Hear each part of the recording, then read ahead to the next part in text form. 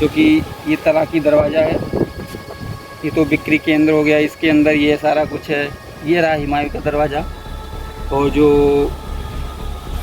पुरातत्विक संग्रहालय जो है वो यहाँ पे स्थित है। हम ये भी आपको दिखाएंगे। ये तो मानचित्र है, हमने अभी यहाँ से एंटर किया है।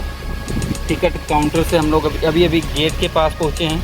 यहाँ से हम आपको अंदर पहुँचाते हैं, दिखाते हैं आपको। ये देखिए पुराना किला जो है, ये पारंपरिक रूप से पांडवों के किले के नाम से प्रसिद्ध पुराना किला संभवतः इसी टीले पर स्थित है जहाँ कभी महाभारत के कथानक से संबंध इंद्रप्रस्थ नगर था। किले की विद्यमान प्राचीर एवं अन्य इमारतें शेरशाह सूर्य जो कि 1538 से 45 ईस्वी में हुमायूं द्वारा 1533 ईस्वी में स्थापित दीन पनाह नामक शहर को ध्वस्त कर निर्मित की। 1555 ईस्वी में फारस से लौटने के पश्चात 1556 ईस्वी तक मृत्यु पर्यंत हुमायूं यहीं पर रहा। ऐसा विश्वास किया जाता है कि उसने इस दुर्ग की मरम्मत कार्रवाई तथा कुछ भावों का निर्माण भी करवाया। पुराना किला एक अनियमित आयत के रूप में बना हुआ है और इसके कोने तथा पश्चिम दीवार पर बुर्ज बने हुए हैं। उत्तर पश्चिम तथा दक्षिण की ओर किले के 3 प्रमुख द्वार हैं जिनके ऊपर छतरियाँ बनी हैं। इन्हें क्रमशः तलाकी दरवाज़ा, बड़ा दरवाज़ा और हुमायूं दरवाज़ा कहते हैं। किले के भीतरी इमारतों में शेरशाह की प्रसिद्ध तथा शेर मंडल के नाम से प्रसिद्ध स्मारक उल्लेखनीय है। प्रारंभ में दुर्ग प्राचीर के चारों ओर एक खाई सी बनी हुई है जो कि पूर्व में यमुना नदी से जुड़ी हुई थी और बहुत बड़ा बड़ा किला ये देखिए। ये अंदर बना हुआ है, सब गेट भी लगा हुआ है यहाँ। अगर ऊपर आप देखेंगे तो कैसे पूरा लाल पत्थर से बना हुआ है। ये पूरा पत्थर है, पूरा ये ईंट का प्रयोग इसमें नहीं हुआ है।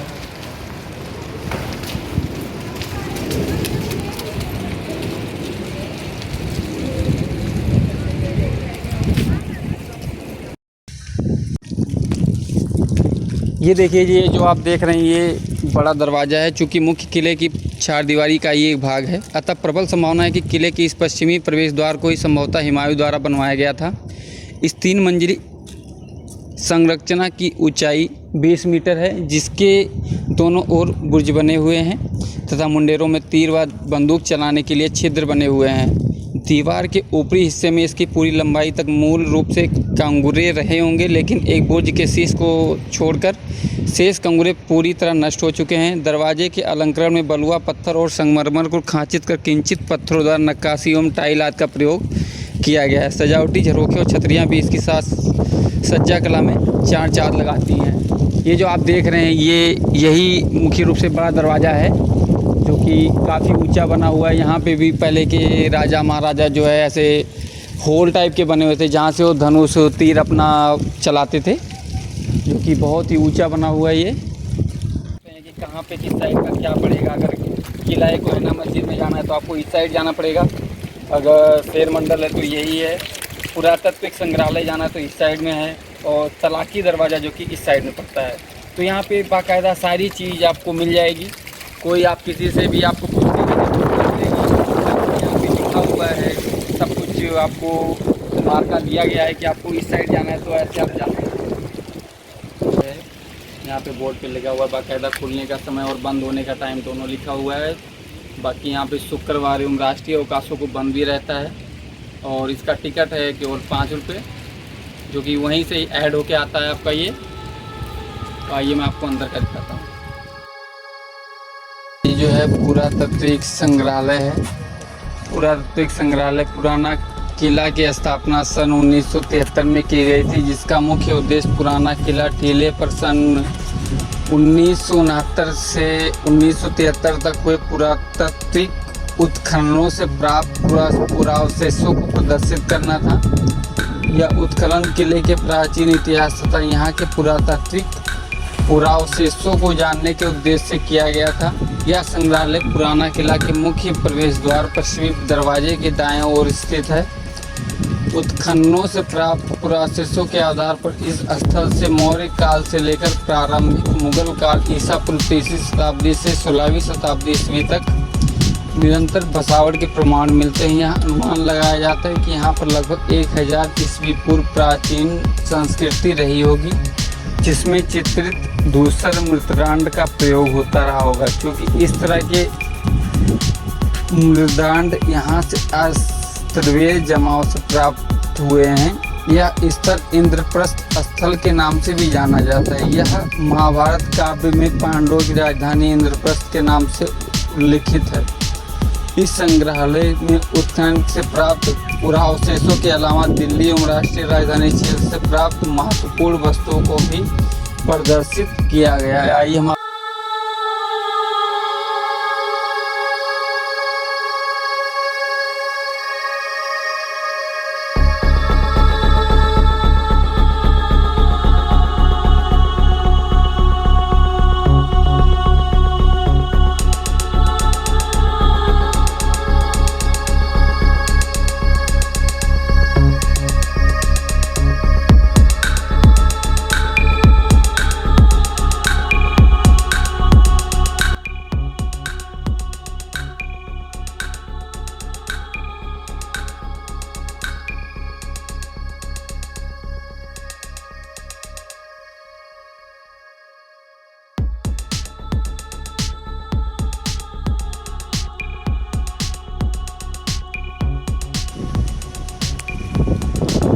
ये देखिए, ये जो अब आपको दरवाज़ा नज़र आ रहा है, ऊपर 2 गुंबद बने हुए हैं, ये ही हुमायूं दरवाज़ा है।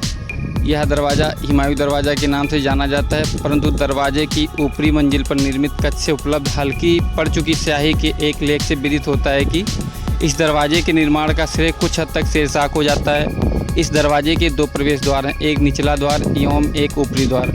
निचला द्वार खाई में पानी की सतह पर खुलता है, जबकि ऊपरी दरवाजे तक खींचने वाले पुल या उपसेद के द्वारा लाया जाता होगा। सजावट के रूप में किया गया जड़ाऊ कार्य, बलुआ पत्थरों संगमरमर पर की गई नक्काशी तथा टाइल आदि का कार्य उल्लेखनीय है। शीर्ष पर स्थित सजावटी कंगुरे संभवतः किले के अन्य दरवाजों पर भी बनाए गए होंगे। जो आप देख रहे हैं, यही सेम दरवाज़ा एक इसकी सामने बैक साइड में भी है, जैसा आप लोग देख रहे हैं।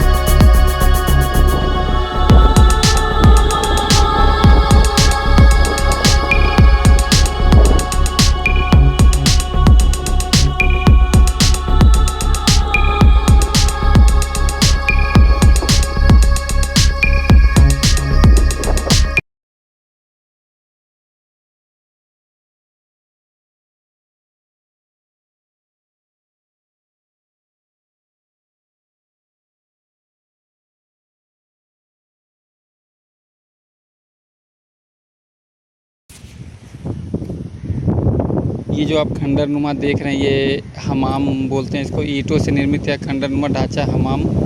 ये पहले राजा महाराज इसमें स्नान करते थे। काउसे से पक्की मिट्टी की नालिका का तथा ढलान वाली जल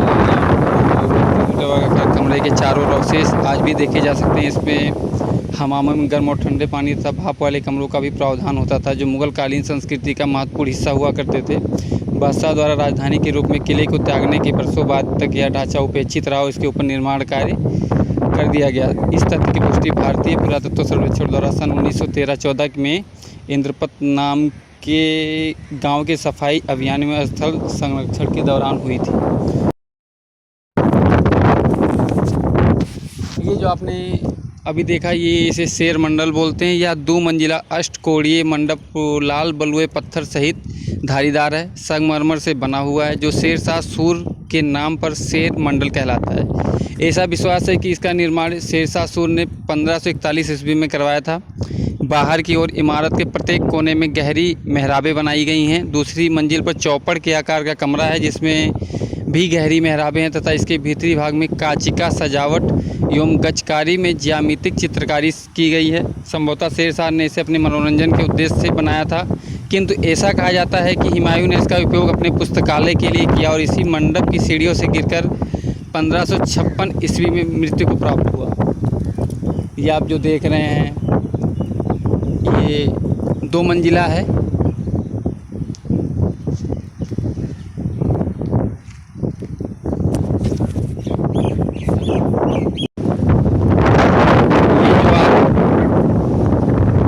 आप देख रहे हैं गहरी खाई नुमा जो बना हुआ है, ये इसमें पानी भी नज़र आ रहा है। वीडियो में आप देख सकते हैं। इसे बावली बोलते हैं या बावली सीढ़ीदार कुआं। किले के निवासियों के लिए पानी का स्रोत था। जिस ऊंचाई के मध्य नज़र किले का निर्माण किया गया था उससे प्रतीत होता है कि यहाँ का भूजल स्तर काफ़ी निम्न रहा होगा। परिणाम स्वरूप आवश्यकता अनुरूप इस गहरी बावली का निर्माण किया गया होगा। इसका निर्माण इस प्रकार से किया गया था कि पानी ढका हुआ एवं स्वच्छ रहे तथा कम से कम वाष्पीकरण हो। बावली में जाने के लिए 89 संकरी सीढ़ियाँ बनाई गई हैं जिन्हें 8 चबूतरों से अलग किया गया है, जो नीचे 22 मीटर गहरे पानी तक जाती है।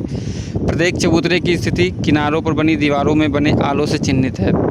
इसकी छत क्रमवार घटते आलों से निर्मित है। इसके उत्तरी सिरे पर एक वृत्ताकार कुआं बनाया गया है जिससे पानी बाल्टी द्वारा भी निकाला जा सकता है।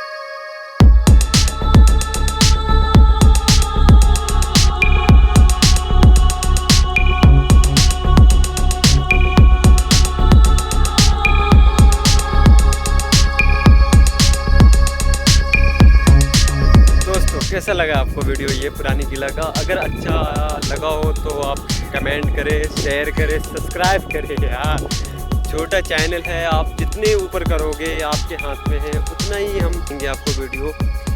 बट अगर आप कमेंट करते हो तो हमारे को सहारा होता है, बिल्कुल इतना खुशी मिलती है। हमें एक विश्वास मिलता है, हमें एक आपसे एक आशीर्वाद मिलता है कि हमें और कुछ ऊंचा सोचना होगा। जैसे आप कमेंट करते हैं हम उसको आशीर्वाद मानेंगे कि आपने हमें आशीर्वाद दिया है कि आपको ये वीडियो अच्छा लगा है, या अगला आप कहाँ का देखना चाहते हैं उस बारे में भी आप बोल सकते हैं। तो ये जो अभी हमने आपको ये पुराना किला दिखाया है, यहाँ पे 3 दरवाजे हैं, वो हमने उसका वर्णन इसमें मतलब वीडियो में हमने किया, आपको दिखाया है। इसमें एक बावली थी उसको भी दिखाया है। उसके बाद हमने एक जो राजा महाराजा जहाँ स्नान करते थे उसको भी इसमें हमने दिखाया आपको। तो फाइनली इसकी जो मेन चीज़ें थी हमने आपको सारी चीज़ें इसमें दिखा दी हैं। फिर भी अगर आपको कोई भी चीज़ नज़र ना आए कि हाँ ये चीज़ नहीं दिखी तो उसको कमेंट करके आप मुझे ज़रूर बताना। अगली वीडियो में हम आपको वही चीज़ दिखाएंगे जो आप नहीं देखें।